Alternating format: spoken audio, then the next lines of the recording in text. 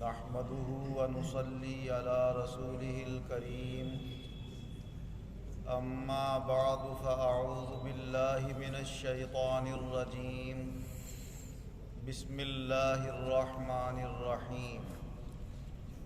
سبحان الذي أسرى بعبده ليلا من المسجد الحرام إلى المسجد الأقصى الذي باركنا حوله لنريه من آياتنا إنه هو السميع البصير۔ اللہ تبارک و تعالی اپنے کلام عظیم میں ارشاد فرما رہا ہے کہ پاک ہے وہ ذات جو راتوں رات اپنے بندے کو مسجد حرام سے مسجد اقصیٰ لے گئی، وہ مسجد اقصیٰ جس کے آس پاس ہم نے برکتیں نازل فرمائی ہیں تاکہ ہم انہیں اپنی نشانیاں دکھائیں، بے شک وہ سننے والا دیکھنے والا ہے۔ اللہ تبارک و تعالی نے اس مبارک آیت میں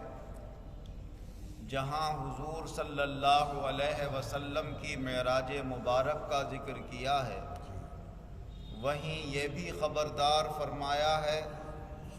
کہ کوئی کتنی ہی عظمت و شان والا ہو، جو عظمت و شان ملتی ہے اور بلندی ملتی ہے وہ سب اللہ ہی عطا فرماتا ہے۔ اللہ نے فرمایا کہ وہ ذات پاک ہے جو اپنے بندے کو لے گئی، تو اللہ نے اپنے کرم سے حضور صلی اللہ علیہ وسلم کو یہ معراج کی نعمت عطا فرمائی، اور اللہ میں سب قدرت ہے،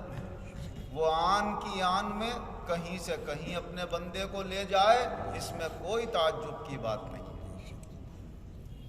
اتنے کم وقت میں اللہ تعالیٰ نے کعبے سے بیت المقدس کا بھی سفر کرایا اور پھر وہاں سے آسمانوں کا بھی سفر کرایا۔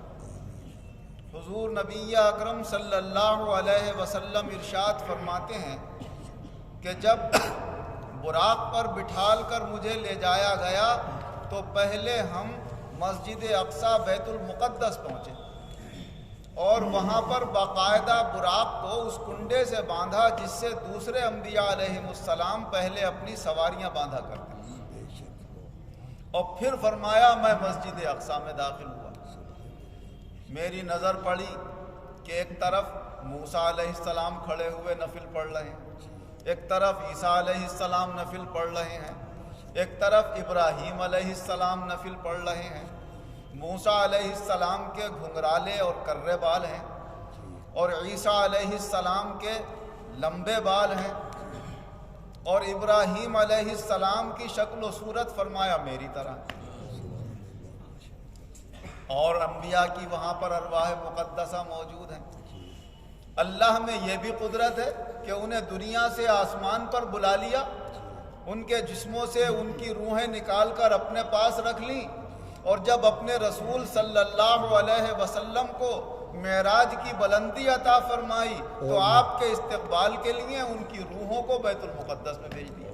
کہ جاؤ تم سب کے سردار تشریف لا رہے ہیں، وہاں پر ان کے استقبال کی تیاریاں کرو۔ سب کے سب وہاں پر جمع ہیں۔ حضور صلی اللہ علیہ وسلم نے فرمایا کہ جب نماز کا وقت ہوا، جو بھی اللہ کی طرف سے نماز کا اس وقت حکم ہوا ہو، تو فرمایا میں نے امامت کی اور سارے نبی میرے پیچھے مقتدی بنے۔ اللہ نے دکھا دیا کہ یہ امام الانبیاء ہیں، سارے نبیوں کے امام ہیں، اور امام وہ ہوتا ہے جو سب سے آگے ہوتا ہے۔ اللہ جل شانہ و عم نوالہ نے ایک ہلکا سا اشارہ اس میں یہ بھی فرما دیا کہ آخرت میں جس کو جو بھی بلندی ملے گی اس بلندی کی تیاری اسے دنیا ہی سے کرنا ہے،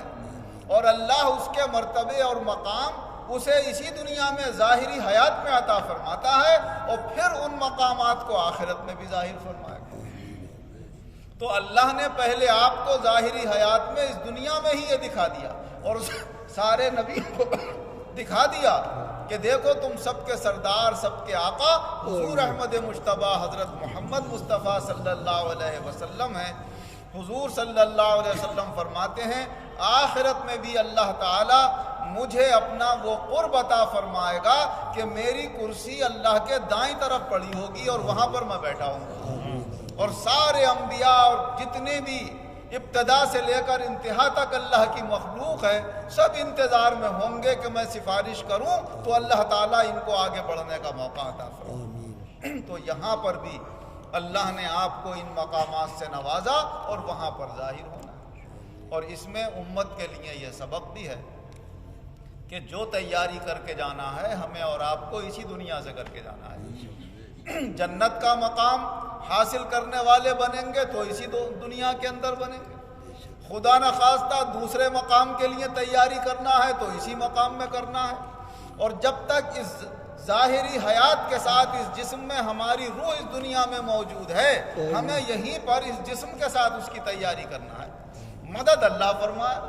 دینے والا اللہ ہے، جس کے لیے اللہ نے جو مرتبہ رکھا ہے وہ ملے گا، مگر یہ مرتبہ اس کا فیصلہ ہونا اسی دنیا کے اندر ہے کہ یہ میرا بندہ اس مقام پر ہوگا، یہ میرا بندہ اس مقام پر ہوگا، میں نے اس کے لیے یہ مرتبہ رکھا ہے، اس کے لیے یہ مرتبہ رکھا ہے، اور سارے مراتب عطا فرمانے والا اللہ تعالیٰ ہے۔ بندے کو تو صرف کوشش کرنا ہے، اور اس کوشش میں کامیابی اللہ دے گا اس مرتبے اور مقام کے حاصل کرنے کے لیے جو اللہ نے جس کے لیے مقام رکھا ہو۔ حضور نبی اکرم صلی اللہ علیہ وسلم ایک حدیث پاک میں یہ بھی ارشاد فرماتے ہیں کہ میں جب سفر معراج سے واپس ہوا تو میں پھر حتیم کے اندر بیٹھا ہوا تھا، مشرکین مکہ آ گئے، انہیں جب یہ خبر ملی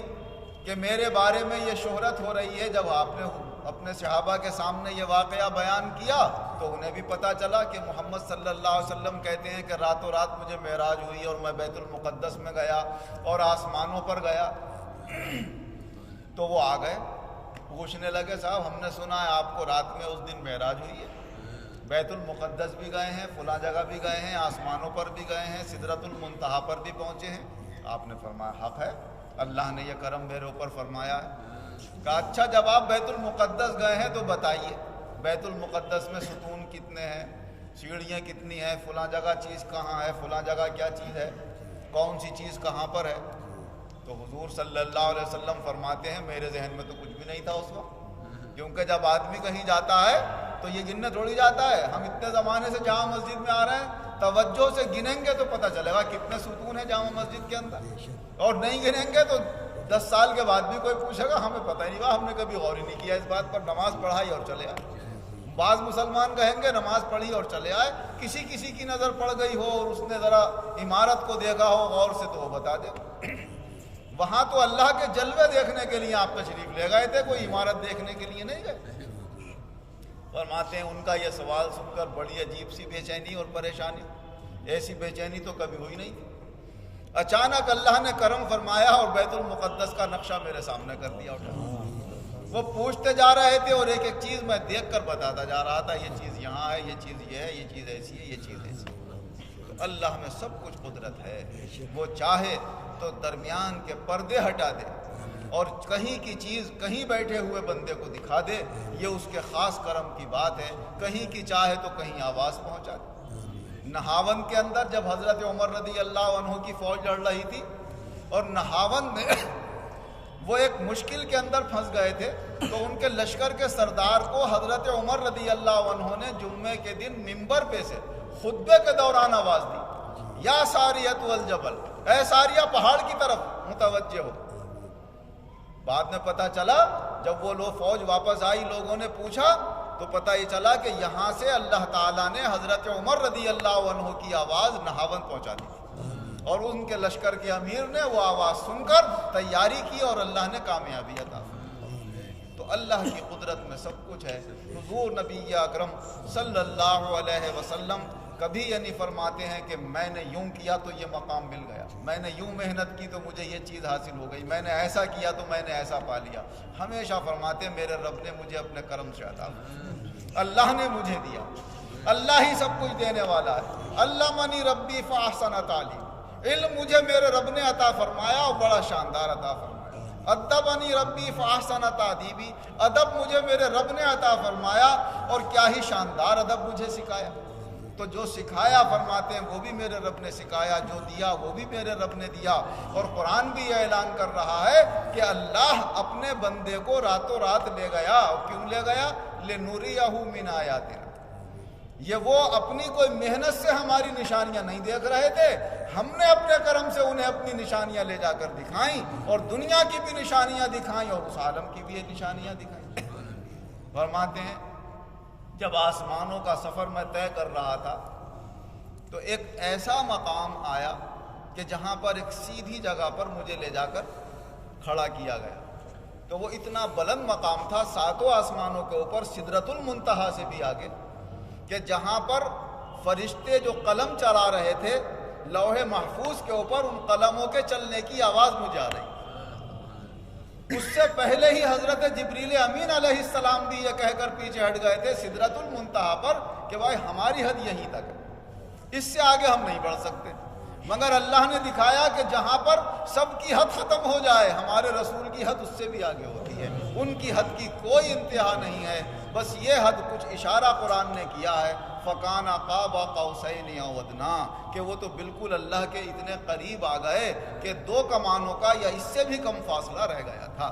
اور پھر وہاں پر اللہ تبارک و تعالیٰ نے حضور صلی اللہ علیہ وسلم سے کچھ راز و نیاز کی وہ باتیں کی کہ بس اللہ ہے اور اللہ کے رسول ہیں اور درمیان میں کوئی فرشتہ نہیں ہے۔ شیخ سعدی رحمۃ اللہ علیہ فرماتے ہیں کہ ہمارے رسول صلی اللہ علیہ وسلم کی کبھی یہ شان ہوتی تھی اللہ کے ساتھ کہ آپ کے اور اللہ کے درمیان کوئی مقرب فرشتہ بھی نہیں آ سکتا تھا، اور کبھی یہ شان ہوتی تھی کہ آپ اپنی بیوی حفصہ اور حضرت عائشہ کے ساتھ انسانی طور طریقے سے پیش آیا کرتے۔ تو یہ ان کی شان ہے کہ اللہ کرم فرمائے تو کہاں سے کہاں پہنچا دے۔ اسی لیے اللہ جل شانہ وعم نوالہ فرماتا ہے انما امرہ اذا اراد شیئا ان یقول لہ کن فیکون۔ اللہ کا معاملہ تو یہ ہے کہ جب وہ ارادہ فرما لیتا ہے، وہ فرماتا ہو جا تو بس اس کے تو اشارے سے ہی ہو جاتا ہے، ارادے سے ہی سب کچھ ہو جاتا ہے۔ لہذا اسی لیے کہا جاتا ہے کہ نہ محنت پہ ہے نہ کوشش پر ہے۔ حضرت خواجہ معین الدین چشتی اجمیری رحمۃ اللہ علیہ کی خواب میں بھی جب حضرت شاہ قطب الدین صاحب نے دیکھا تو انہوں نے بھی یہی فرمایا ذات راہ کوئی کام نہیں آیا،